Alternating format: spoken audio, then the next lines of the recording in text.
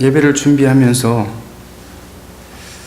앞에 앉아서 내내 혀를 깨물며 그렇게 다짐했습니다. 하나님, 절대로 강단에서 울지 않게 해달라고.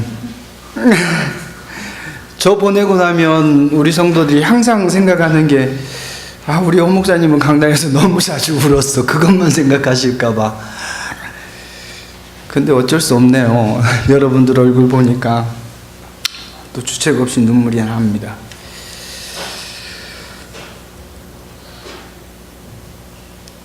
자신할 수는 없었지만 늘 함께 할 것처럼 생각했습니다.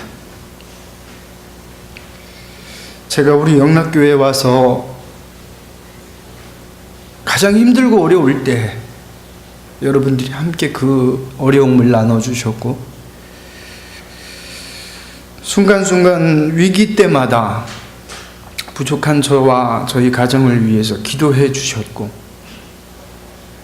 또 아까 목사님 말씀하신 것처럼 하나님 은혜로 새로운 사역지가 허락되어서 또 가장 기쁨의 소식을 우리 영락 식구들과 함께 나눌 수 있게 하신 것이 다시 한번 하나님의 은혜임을 고백하고, 그 은혜에 우리가 함께 동참할 수 있다는 것이 너무 감사합니다.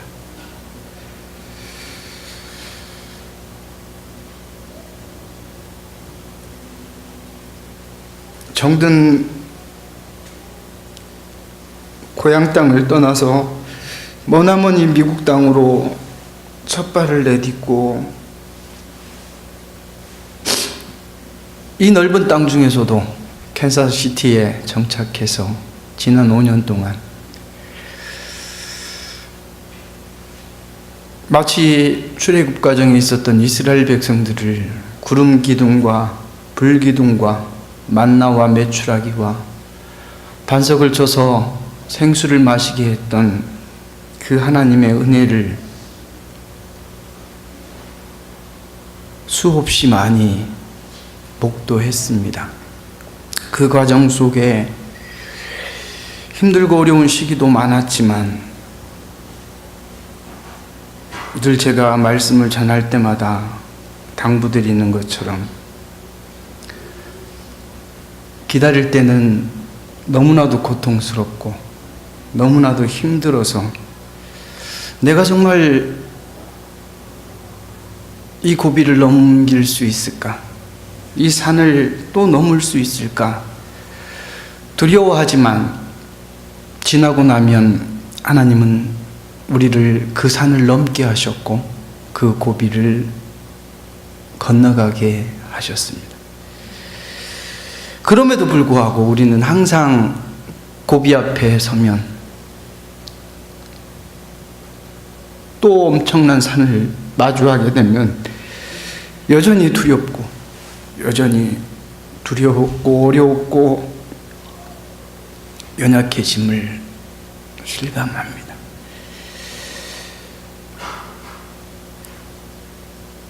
어느 한순간만 넘어서고 그것이 끝이라면 어쩌면 그 순간에 최선을 다할 수 있을 것입니다. 그럼에도 불구하고 우리의 믿음의 여정은 한 번이 중요한 것이 아니라 주님 앞에 가는 그날이 언제인지는 모르지만 그때까지 매번 매 순간 그런 모습으로 서야 하는 것입니다. 그래서 우리 앞에 살았던 믿음의 선진들이 고백했던 믿음의 여정이 힘듦이 바로 거기에 있는 것 같습니다. 오늘 우리가 함께 나눈 이 말씀을 보면 우리의 인생에 다가오는 또 살아가게 되는 삶의 환경 속에서 어려움과 고난을 분명히 당하게 되는데 그것들이 순서가 있다는 거예요. 특별히 3절 말씀에 보니까 가장 먼저 우리에게 다가오는 것이 무엇이냐? 환난입니다. 그런데 이 환난은 예상할 수 없지 않아요? 물론 세상 사람들은 그 환난과 어려움을 대비해서 보험이라는 것을 듭니다.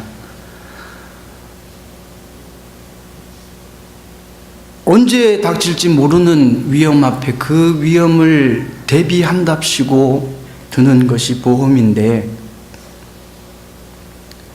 이 보험이 갖는 특징이 뭐냐 하면 무언가를 내가 손해를 봐야, 잃어버려야, 없어져야 보상을 해준다는 거죠. 그런데 이것을 세상의 눈이 아닌 믿음의 눈으로 바꾸어서 보면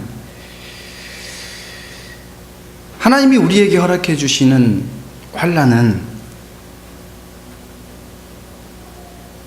쉽게 생각하면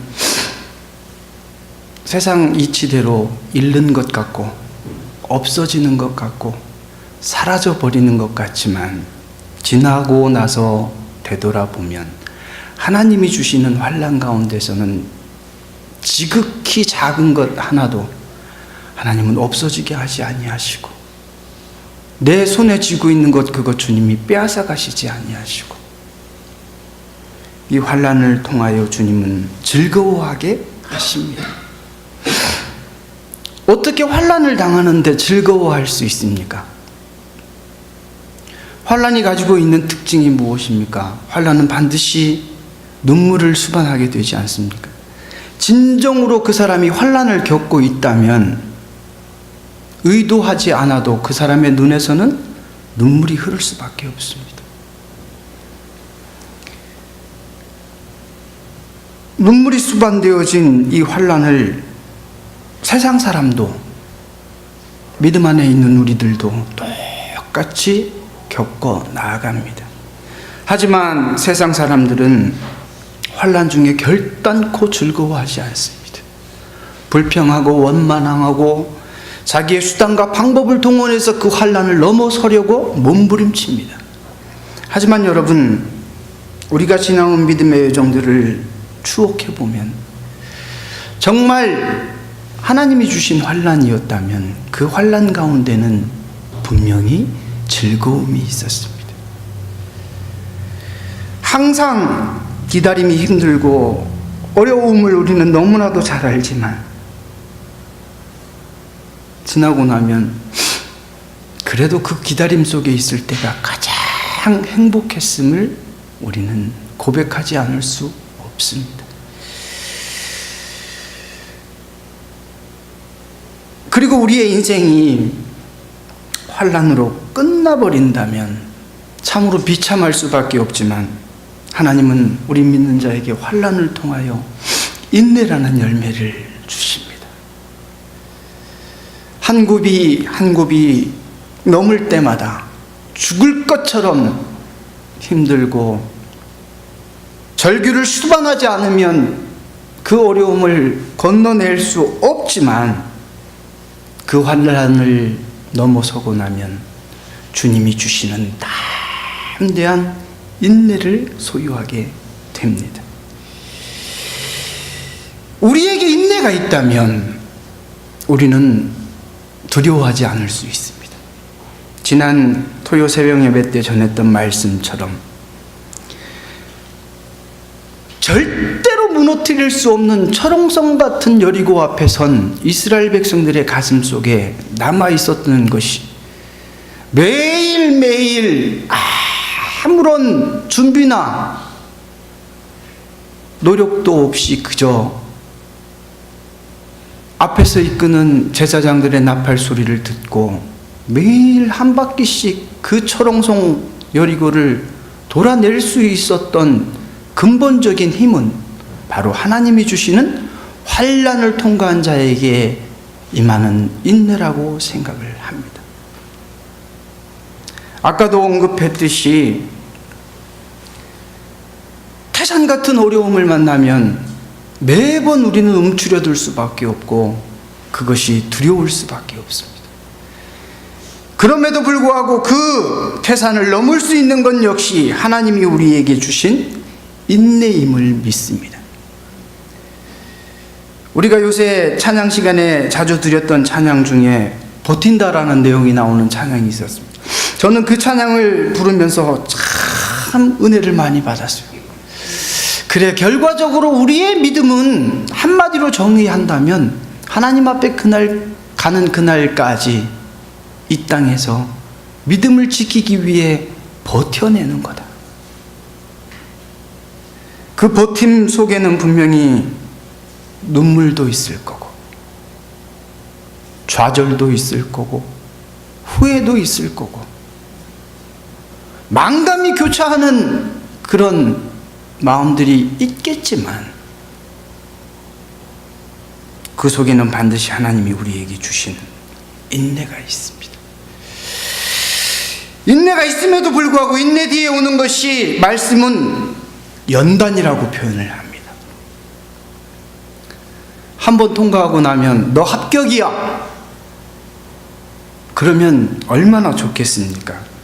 그런데 환난을 통과하고 하나님이 주시는 인내를 소유한 사람에게도 하나님이 그 다음 코스로 인도하시는 것이 연단입니다. 이 연단을 짧게 설명하면 철을 강하게 하기 위하여 풀무불에 넣고 단련시키는 것처럼 담금질이라고 생각하면 가장 쉬운 이해가 될 것 같습니다.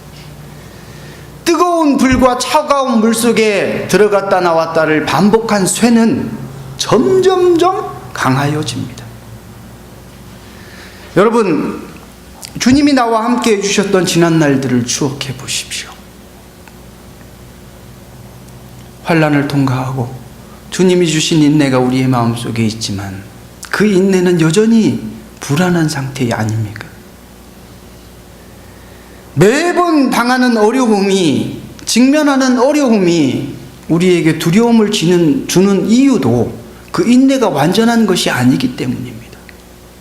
그 인내가 흔들리지 않는 온전한 것이 되기 위해서는 반드시 연단의 과정이 필요한 것입니다. 이 연단의 과정을 잘 통과한 자에게 주님은 소망을 주시겠노라고 약속해 주셨습니다. 어쩌면 우리의 인생 여정 가운데 이 진정한 소망을 만나는 날은 우리가 바로 주님 앞에 가는 그날이 아닐까 생각합니다. 이 땅에 그 어떤 것이 우리에게 소망을 줄 수 있습니까? 물질이 우리의 소망이 될까요? 건강이 우리의 소망이 됩니까? 세상 사람들은 그런 것들이 소망이 될 수 있노라고 착각을 합니다. 하지만 여러분, 억만금을 가진 사람도 주님이 오늘 밤에 부르시면 한 푼도 가져갈 수 없습니다. 자신은 절대 아프지 않고 건강하리라 큰 소리 쳤던 사람도 아무것도 아닌 바이러스 하나가 몸에 침투하면 생명을 빼앗길 수밖에 없는 지경에 떨어지는 것이 오늘을 사는 우리들의 현실입니다. 자식이 우리의 소망이 됩니까? 눈에 넣어도 아프지 않은 자식, 내가 저 자식들을 위해서는 내 전부를 희생할 수 있노라고 그렇게 키워냈지만 결과적으로 부모의 가슴에 못을 박는 것은 그 자식입니다. 저도 그 자식 중에 하나입니다. 검은 머리 팥불이 될 때까지 당신만 사랑하겠어라고 약속하고 결혼했던 남편도, 손에 물 한 방울 묻히지 않고 당신을 행복하게 해주겠어라고 약속하고 결혼했던 아내도 결국은 소망이 될 수가 없습니다.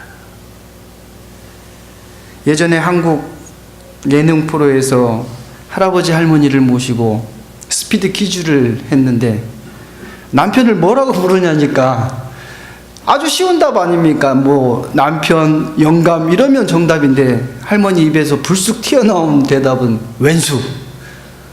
그게 현실입니다. 믿음 좋아 보이고 늘 말씀의 은혜를 끼치는 그 누가 봐도 훌륭하신 목사님, 그분 역시도 하나님 앞에 가는 그날까지 그 훌륭함, 그 온전함을 간직하겠노라고 자신할 수는 없는 것입니다. 아무리 훌륭한 장로님, 안수 집사님, 집사님이라 할지라도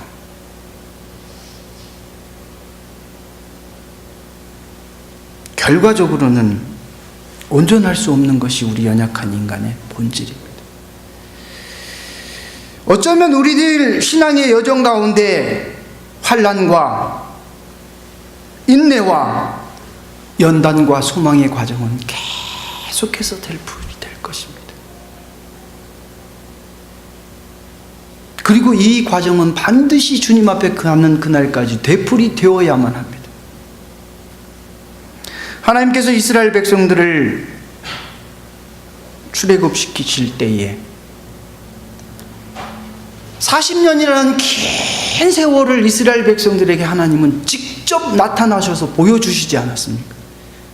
낮에는 구름 기둥으로, 밤에는 불 기둥으로, 만나와 메추라기로 반석에서 생수를 내어서 그들에게 먹여주신 것이 하나님이셨습니다.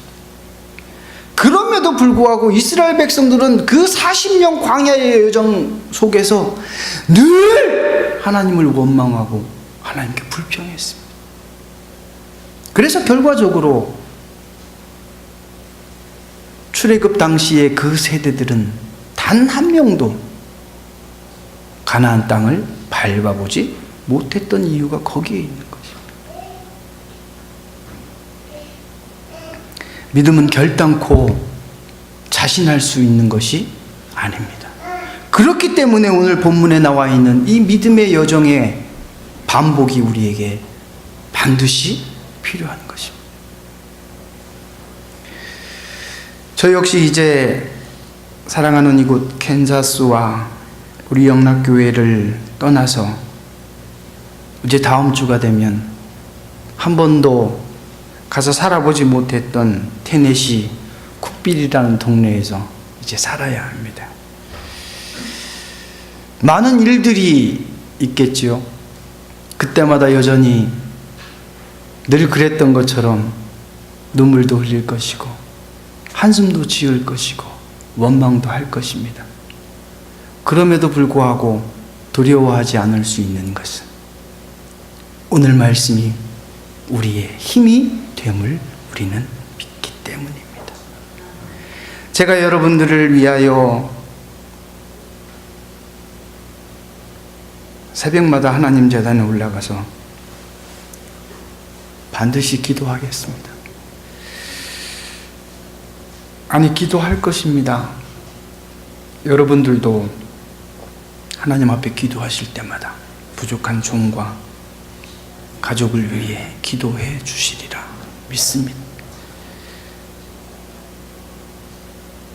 몸은 떨어져 있지만 기도의 자리에서 만날 수 있기에 우리는 주님 앞에 감사할 수 있는 줄 믿습니다.